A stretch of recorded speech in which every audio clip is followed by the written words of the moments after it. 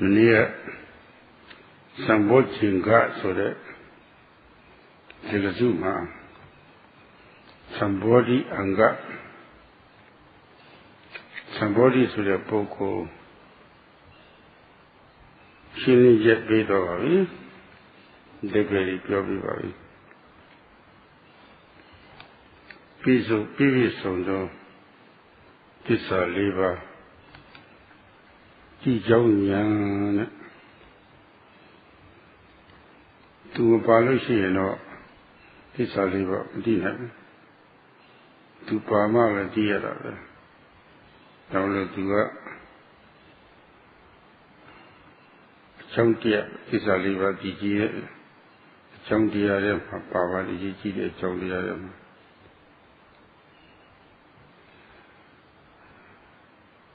Tuji Tata Dog Hopo to the Goa Tokule I say Bailey and Shiva the let Propiam however. Yesterday, Sayadaw-16th spoke about the word Sambodhi, which is part of the larger word Sambojjhanga. Sambojjhanga is made up of Sambodhi and Anga. And Sayadaw-16th explained about Sambodhi last night. Sambodhi is knowledge which is able to know completely the Four Noble Truths. Without this, Sambodhi must be present to know the Four Noble Truths. One can't, that has to be present. But it is not the only thing that is involved in the realization of the Four Noble Truths. So, together with knowledge, there are other components. And so Sambodhi is this knowledge which is able to know completely the Four Noble Truths. Or another way of explaining the meaning of Sambodhi is that it refers to someone who practices the forerunner path to completion, so that Vipassana knowledge matures stage by stage, and one comes to know the Four Noble Truths. So first of all, with before completion of Vipassana knowledge and realization of all the Four Noble Truths, with the forerunner path, Pubhavaga Magga, one accomplishes the first two truths. One knows the truth of suffering and eliminates its cause, and develops this forerunner path. But with the realization of Nibbana, the remaining two truths, the cessation of suffering, and the path, development of the path leading to the cessation of suffering, these are automatically accomplished.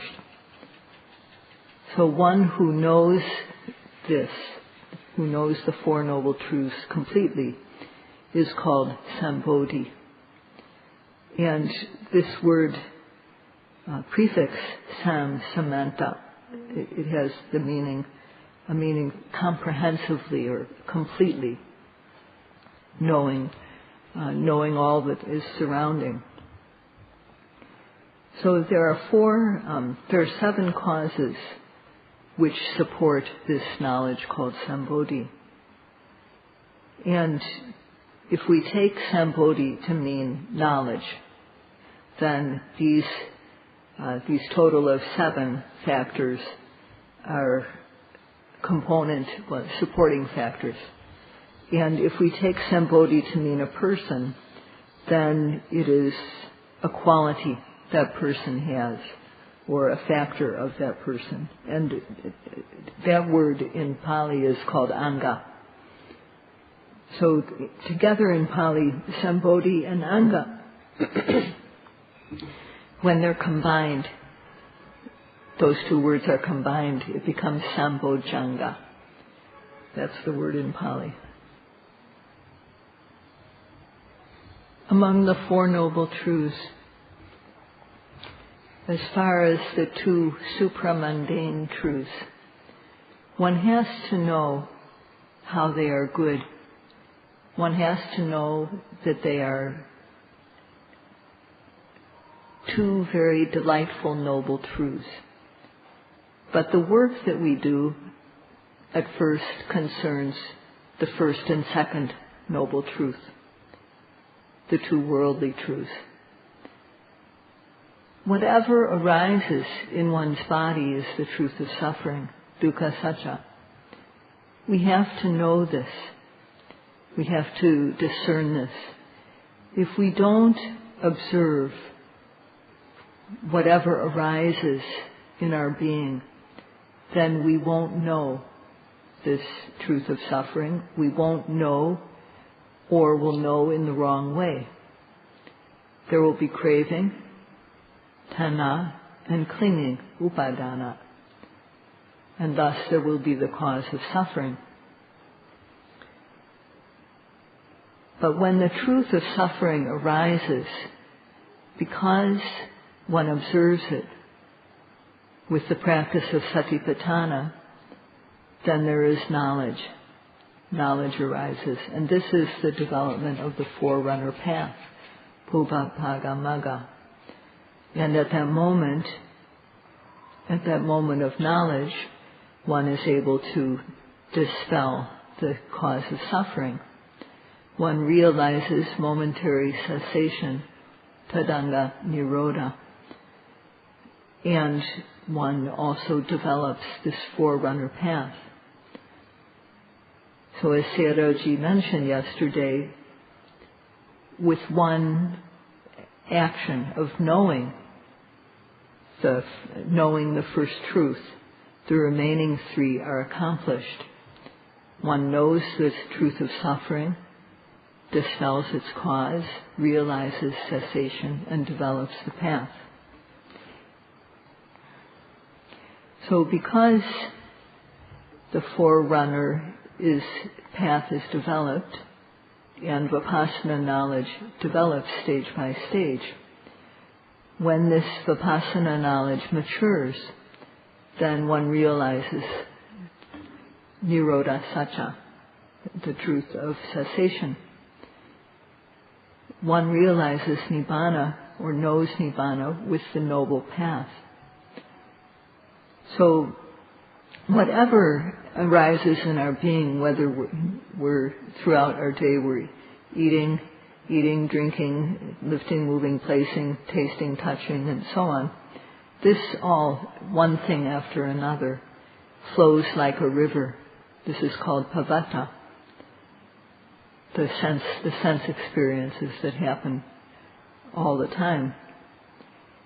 Nibbana is called apavata because it is the cessation of this flowing river.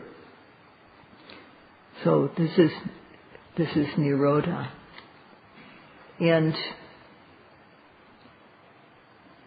one reaches nirodha when there's the cessation of the sense experiences completely. So noble path arises, this pure, clean, noble path. This arises which sees nibbana, and then one will understand very well what is meant by avedita sukha. So before this, I didn't understand what Sayadaw-ji said the last point. Now som abang kebiran mahal.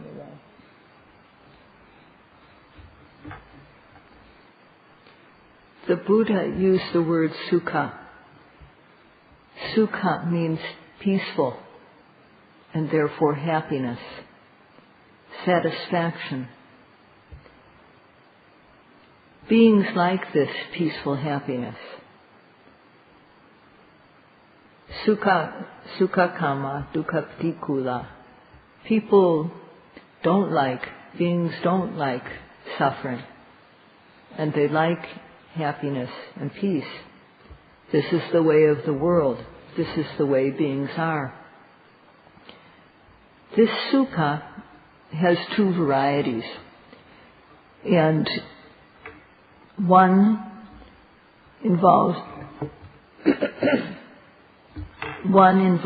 contact with good sense objects, and this is called Vedita Sukha.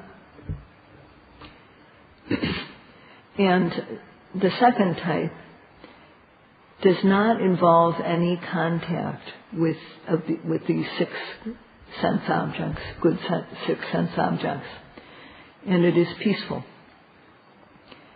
So today Sayadaw will explain about these two kinds of sukha, and the yogis simply need to decide for themselves which one of these is good. The first kind of sukha is what we experience when we encounter an object that we like. So there may be a beautiful scene, or we may see something, someone of the opposite sex, or there might be a pleasant sound, or a beautiful fragrance. And when we look at the scene, this beautiful scene, this beautiful visual object, then the mind feels clear and peaceful. The mind feels, and when one hears this pleasant sound, it makes the mind feel at ease, feel calm and clear. So when we get this pleasant object that one likes, getting touch that one likes, for example, when we're cold, then it feels good to have something warm. When we're too warm, it feels good to have something cold. Or when one has been sitting for a long time, then it feels good to change the posture. Of course, nowadays, yogis don't sit long like that anymore. They shift here and there very easily. And even during the Dhamma talk, the yogis clasp their knees together and gaze here and there. They have no patience at all. When there's discomfort, people like comfort. And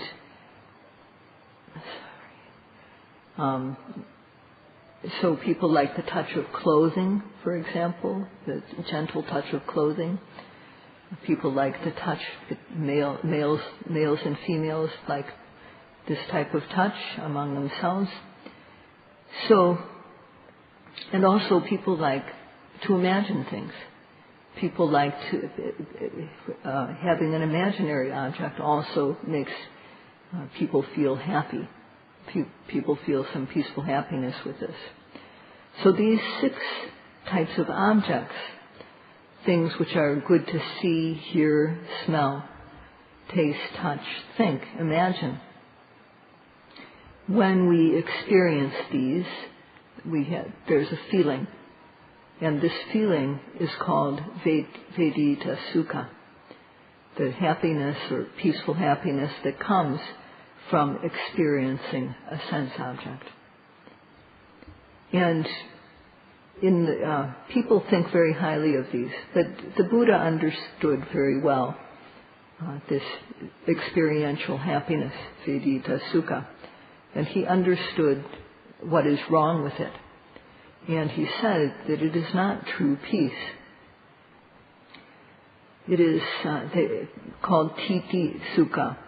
That means that it's established only when that object, that good object that we like, is there. But when that good object changes or goes away, then what we experience is viparinama dukkha.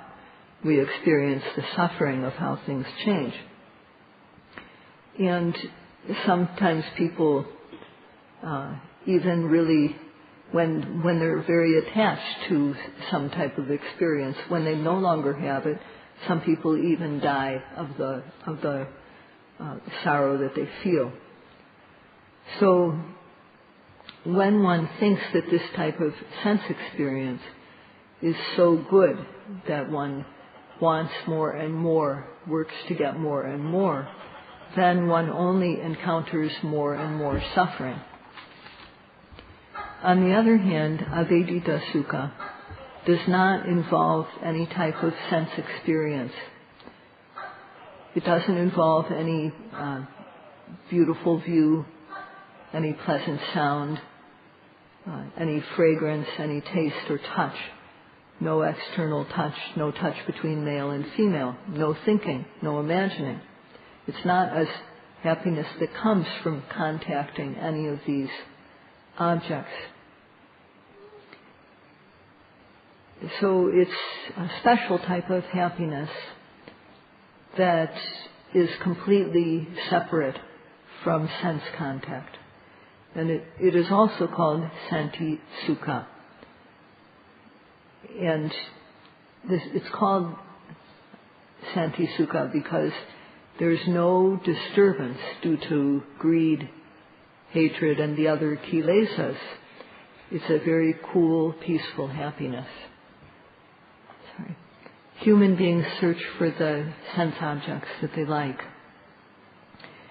They search for these things, such as a beautiful thing to look at, pleasant sound, pleasant smell, taste, touch.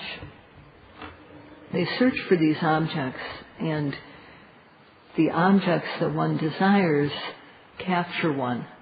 They bind one so that one can't pull away.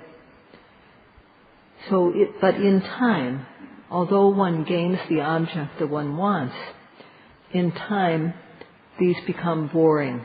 They're no longer interesting to us. So then we want to have,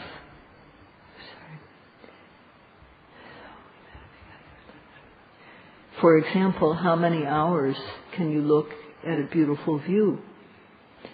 How many hours can you listen to a pleasant sound?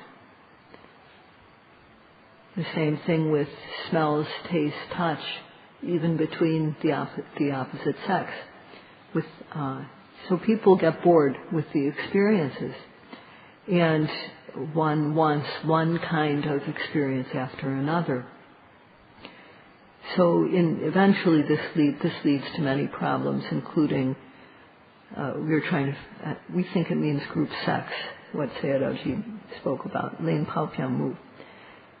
But basically it leads to sexual indulgence that is outside of the bounds of reasonableness, outside of the bounds of what is right. And if one follows and goes after what one likes, then this fire of lust is burning in one's side, in oneself. And when one doesn't get what one wants, then one feels depressed. When one gets what one wants, then one feels elated. And there's also the fire of anger, dissatisfaction, not liking what we have. And there's also the fire of moha, because one doesn't see the faults of sense pleasures. For ordinary people, these three fires of raga, dosa, and moha, greed, hatred, and delusion, are burning in turn, one after another. There's always the fire of delusion involved. Because one doesn't know that one is burning. These are fires that don't emit any smoke, but they burn intensely inside of one. And only when these fires die down will one feel peaceful. There are many problems that come from these fires burning. So although experiential happiness, vedita sukha, is good, it burns us. It has a certain heat, and it can burn. So on the other hand, the happiness that doesn't involve any sense experiences, it doesn't have any heat like this. The 5 sense objects are not involved. So that is the happiness that the Buddha himself searched for and found. It's not something imagined. The practice that we are doing now is to cool the fires of lust and anger, greed and hatred, slowly, gradually, and then the cool peace of Nibbana will arise.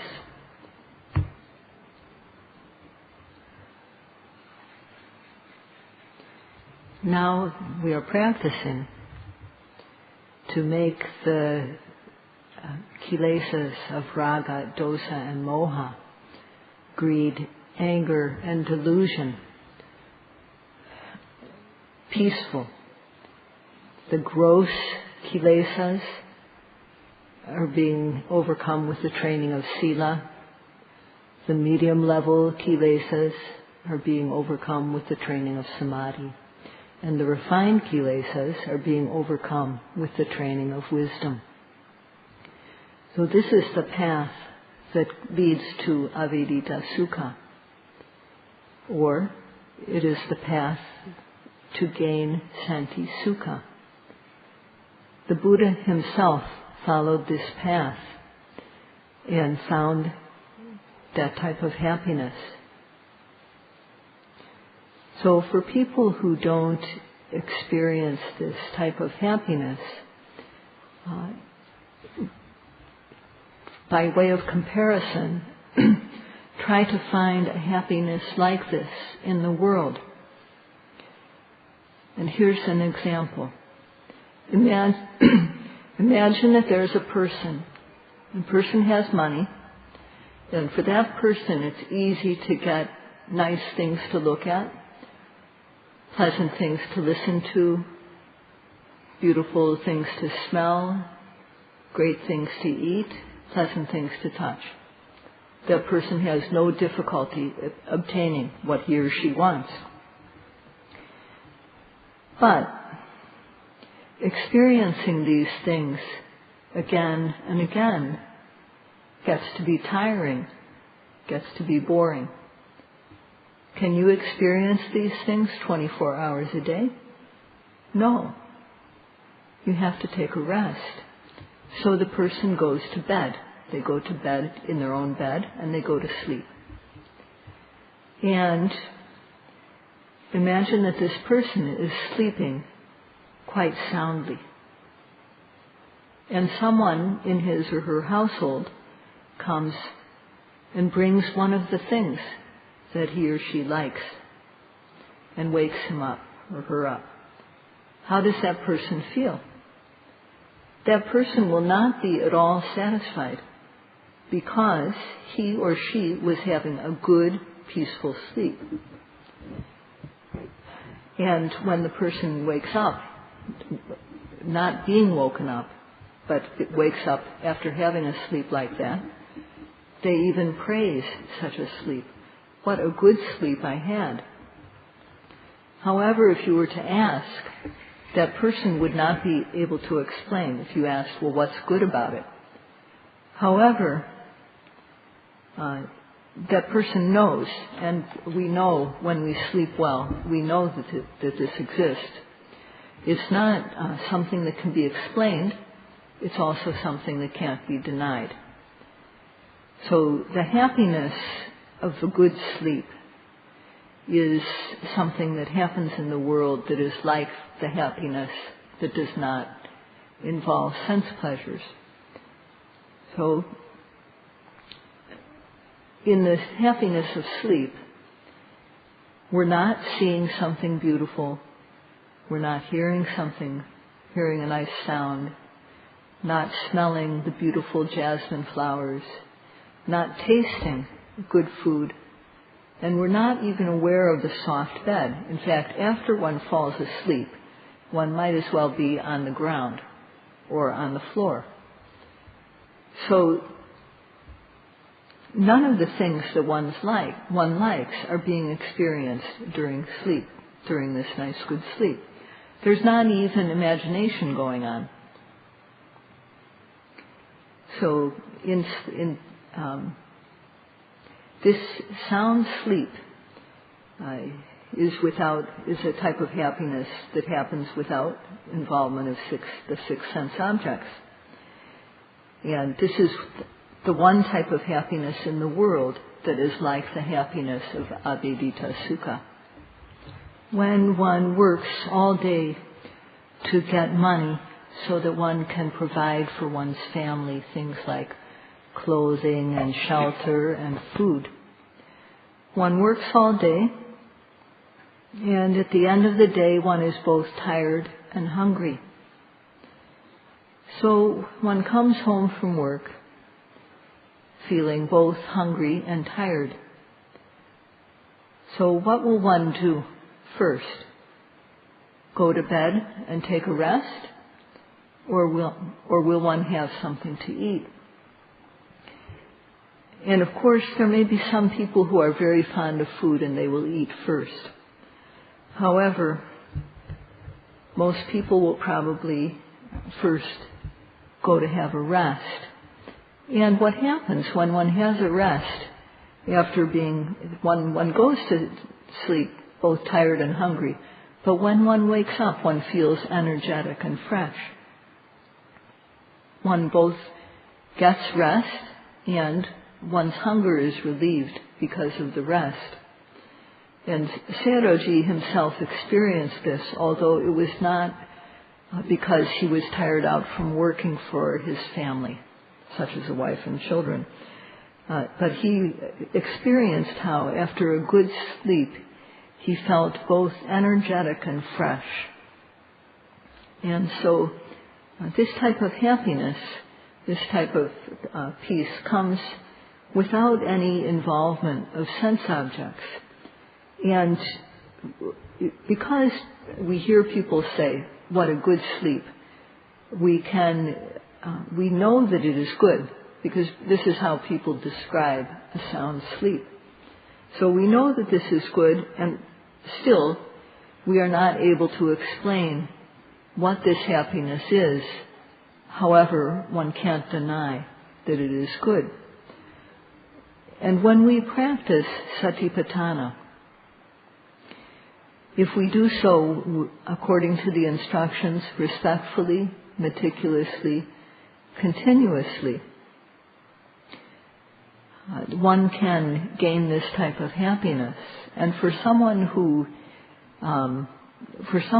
is smart, then even in 1 week, one can gain this type of happiness.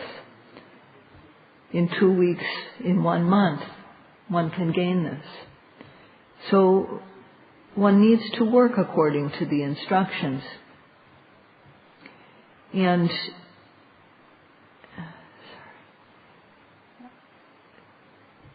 although one hasn't gained this type of happiness, when one gains it, one will know practically that there is this better type of happiness than sense pleasures. The way that Nibbana is praised, this happiness of Nibbana, is Susukhang Vatad Nibbanang Sama Sambuddha Desitang Asokang Virajang Kemang Yata Dukkang Nirojati. So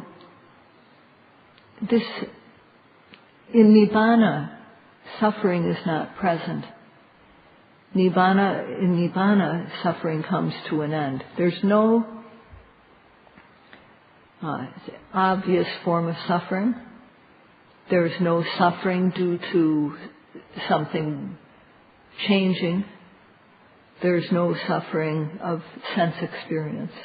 All these things die away, come to an end in Nibbana. So this is a happiness, Susukhang Vatan Nibbanang. This happiness is very good. This is a guaranteed happiness. It's the happiness that the Buddha himself taught, Sama Sambuddha Desitang. It's described as asoka. that means that there's no sorrow, no sadness in this Nibbana. There's nothing gained and lost. Also, it's described as viraja. That means that there's no dust. These defilements, the defilements wanting various things, dissatisfaction, resentment, bearing grudges, pride, lack of shame, lack of moral fear, all these things are like little particles of dust in our existence. And they're like the dust that is on the road. So there's no dust like this, none of the dust of kilesas in Nibbana. And it's also described as kema. There are many dangers in the world, the dangers of fire, flood, thieves, and so on. There's no dangers in Nibbana, so it is called kema. And to get this happiness, this peaceful happiness that is described in such a way, we apply the practice. That's all we need to do. So the yogis haven't yet seen Nibbana, but by understanding this example, they can understand something about its peace. The Buddha himself found a happiness that is peaceful. And this, so one should just think about it. This happiness, when your meditation is in a good situation, you can understand that there is this happiness that comes. It is free of sorrow. It is free of the defilements of greed, hatred, and delusion. It is free of all dangers. And when we get to this type of place, we feel very peaceful. So this is something that makes our human life very valuable. So try to apply the instructions in the practice and see what happens. One can't work half-heartedly. One can't work with sort of believing halfway. So one just has to try following the instructions, and one has to work respectfully.